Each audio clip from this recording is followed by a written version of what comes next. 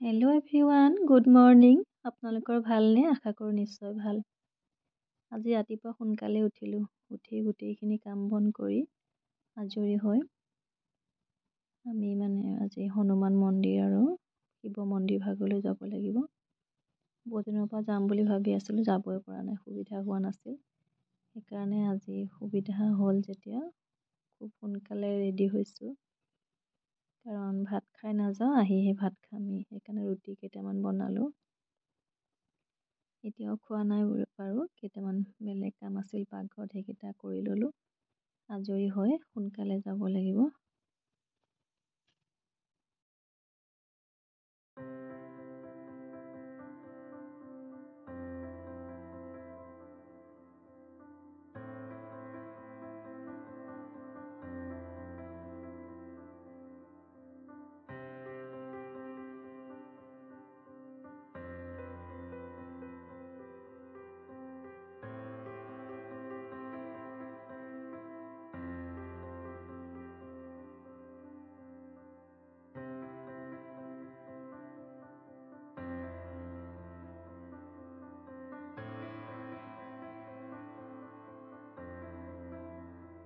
পাকঘৰৰ অলপ কাম কৰি থৈ গ'লে আহি পেলাই অলপ সুবিধা হয়, নহ'লে ভাগৰ লাগে।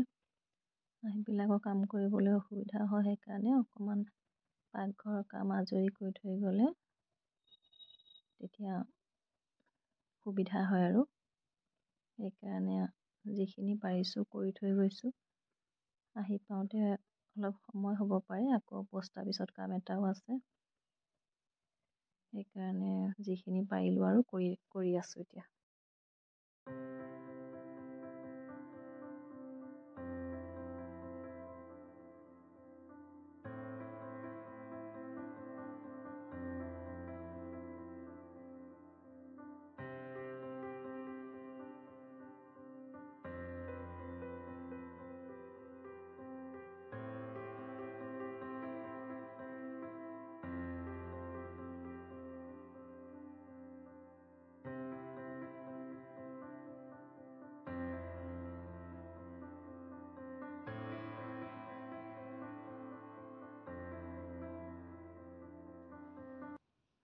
আৰু ইফালে ল'ৰা কেইটামান মাৰ ভাত বনাই দিলোঁ, আলু বইল দি পেলাই। আমি অৱশ্যে ভাত নাখাওঁ, মায়ে মই, কাৰণ মন্দিৰত যাম যে।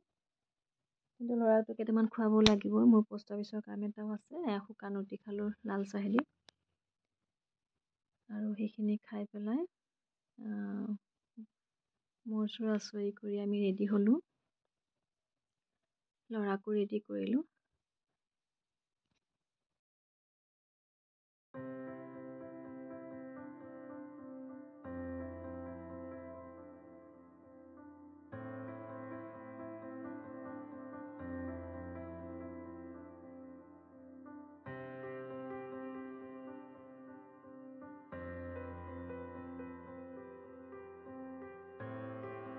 ওলাই গৈ ঘৰ চৰ তলা লগাই ইফালে মা গ'ল টমটম চাবলৈ, কাৰণ আজি আমি টমটমতে যাম। আৰু আহি পালোঁ আমি শিৱ মন্দিৰ ভাগত। তাতে গণেশ বাবাক চাকি জ্বলাই শিৱ মন্দিৰ ভাগতো চাকি জ্বলালোঁ। আৰু তাৰ পৰিৱেশটো, মন্দিৰ ভাগৰ পৰিৱেশটো অলপ দেখুৱাই দিলোঁ আপোনালোকক।